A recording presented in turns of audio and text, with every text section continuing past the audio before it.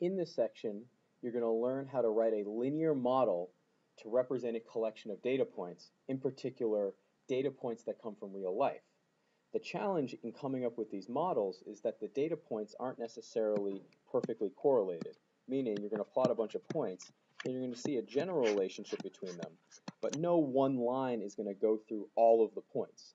Instead, what you're going to do is you're going to draw a best fitting line, a line of best fit, and then you're going to come up with an equation for the line of best fit, the line of best fit. Again, this is used to describe the relationship between two sets or between two things.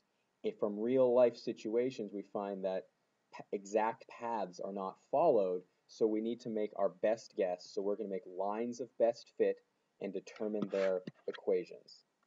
For example, a situation could look like this. We could plot all the data points as such right here, and then we would draw a line of best fit, and our goal would be to come up with an equation of this line.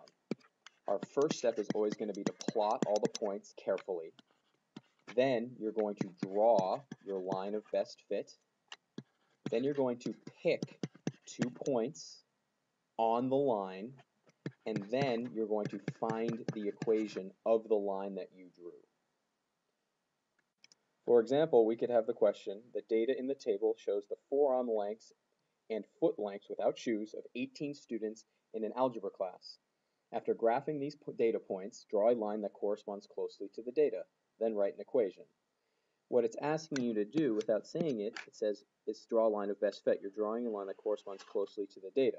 But our first step is to graph the data points. Graph the data points. You'll need to realize that you're going to want forearm length to be x and foot length to be y. So right here the point is going to be 22, 24. The next one would be 20, 19, and so forth. So for example, one of the last ones would be 21, 24. So if you were to graph this very carefully, and that's important, you need to make your scatter plots, your plots of all these data points, as carefully as you can. And if you do, you'll end up with a graph that looks like this. You'll notice that they use the little squiggly line thing there so they can zoom in on just part of the graph, but everything is drawn really exactly. So all the points are plotted right there, and then a line of best fit, a line that corresponds closely to the data, was drawn, which is right here. Again, this is a little different than what you're used to because you get to decide what the line of best fit is. What this means is your partner to your, someone else working on this question might draw a slightly different line of best fit. That being said, the equations that you two come up with should be pretty close together. They should have a similar slope and a similar y-intercept. So what we've done so far is we've plotted the points, and then we've drawn a line of best fit. So plot and draw are done. Next, you pick 2 points that are on the line. You pick 2 points that are on the line of best fit. In this case, we're picking 26, 26 and 19, 20. The rule is, or the general trend you're going to want to follow is you want to try to pick points that are far apart. Try to avoid picking points that are really close together. Also, the points have to be on the line of best fit. So they don't necessarily have to come from this set. They don't have to. They just have to be on the line. Once you get these 2 points, we're going to use them to write an equation of the line. So we picked our 2 points, and now we're going to find the equation. So we're going to find the equation. We're going to aim to have everything in y equals mx plus b form, which means we first need to find the slope using those 2 points. So let's call this one x1, y1, and let's call this one x2, y2. If we do that, we know that m is y2 minus y1 over x2 minus x1. So in this case, you're going to have 20 minus 26 over 19 minus 26, which is negative 6 over negative 7, which comes out to be positive 6/7, because negative over negative is a positive. And now some of you might be saying, man, I would really like to switch the labeling. I'd like to make the other one x1, y1, and the other point x2, y2. Well, you can, and if you do that, you're just going to end up with m equals 26 minus 20 over 26 minus 19, which is 6/7. You'll notice that we came up with the same slope. So it doesn't matter how you label them, as long as you make sure you do the subtraction correctly and make it rise over run. So now that we have the slope, let's write what we know. We know that it's going to be 6/7 x plus b. We now need to find the b value, and we're going to do that by plugging in one of our 2 points, either this one or this one, into the equation. I'm going to pick 1920 because the numbers are slightly smaller. So I'm going to take that point and plug it in. Y is 20,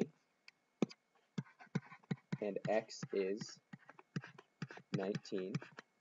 We don't know b. Now we are going to have to do some fraction work. So you need to know what 6 times 19 is. So you can do this out by hand. Just got to take your time.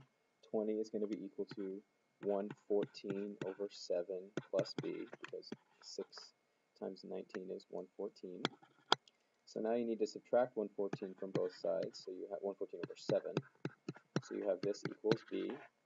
To get a common denominator, we need to multiply by 7 over 7. So it's 140 over 7 minus 114 over 7 equals b. So now you have b is equal to, it's going to be 26 over 7 equals b. Now we take this and combine it with what we know. We know the slope is 6/7. So now we know that the equation of this line of best fit is 6 over 7x plus 26 over 7. This is the exact equation for the line of best fit that we chose. Remember what this tells us: y was foot length and x was forearm length.